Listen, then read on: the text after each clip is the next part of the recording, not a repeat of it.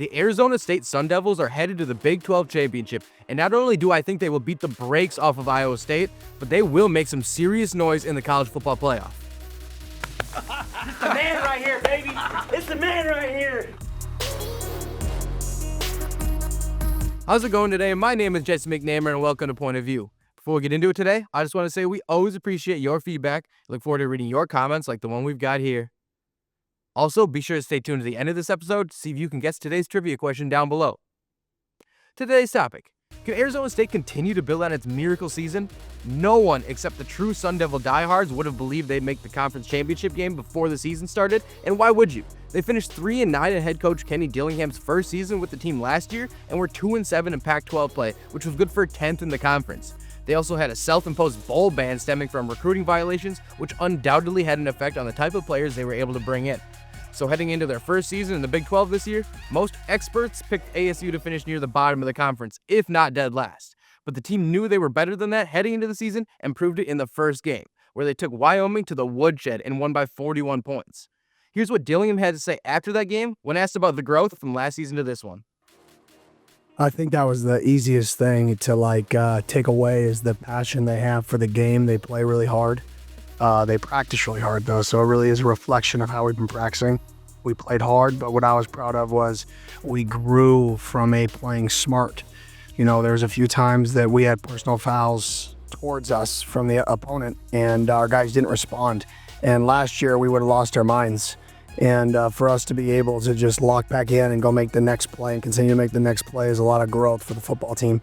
But that's probably the number one thing. And then the fact that we dominated the line of scrimmage. You know, that team's a team that runs the football and stops the run, and they've been like that for 6 years. And the fact that we went out there and ran the ball for 240 yards, and I think we outrushed them by 201 or something like that, a little bit over 200 yards in the football game. There is no chance on earth we could have even come close to doing that last year. So it's testament to how those guys are practicing. Kenny had confidence in the team's improvement then, and now it's clear he was absolutely right.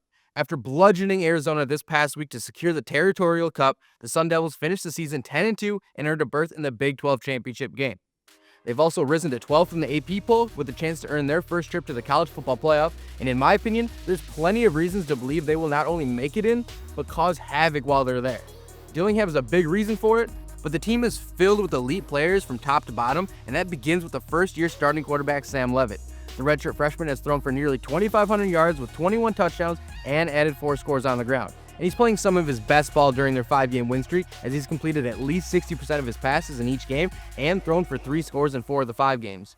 Then there's Cam Scadaboo, who's quietly one of the best running backs in the country. Despite missing a game, Scad has racked up 17 touchdowns and nearly 1,400 yards on the ground, which both rank top 10 in the country. On the defensive side, you have a guy like Xavier Alford, who didn't play the last 2 seasons due to injury and transfer rules. He's become a leader and prominent voice for that defense while performing like one of the top corners in the conference. I could go on and on about players who have helped turn the program around, and it's culminated into their first double-digit win season since 2014. But I don't believe it's done here. I think they match up really well with Iowa State, and after they take care of the Cyclones, they will cause some major problems for whichever program is unlucky enough to match up with them in the CFP. They've already won all 3 of the ranked matchups this season, including 2 in the past 3 weeks, and I realize that losing Jordan Tyson is a big hit to the offense, but there's still plenty of talent to make up for the loss.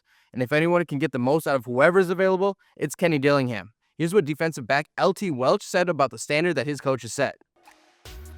It's a standard. I feel like me and JT was about to fight like last week doing one-on-ones. It got too heated because we both competitive. And I feel like that right there showed me that hold your composure. Like, you ain't got to do too much because you got younger people watching you. So I feel like we building something, man. We building something special. Most definitely. Kenny clearly has the full buy-in from his players, and it's shown during their win streak. He's taken the program to places it barely dreamed of in just his second season, and there's plenty more to come. So use this as a warning for Iowa State and anyone who thinks their team can mow through the Sun Devils as they had in the past. That ship has sailed, and Arizona State is as real as they come.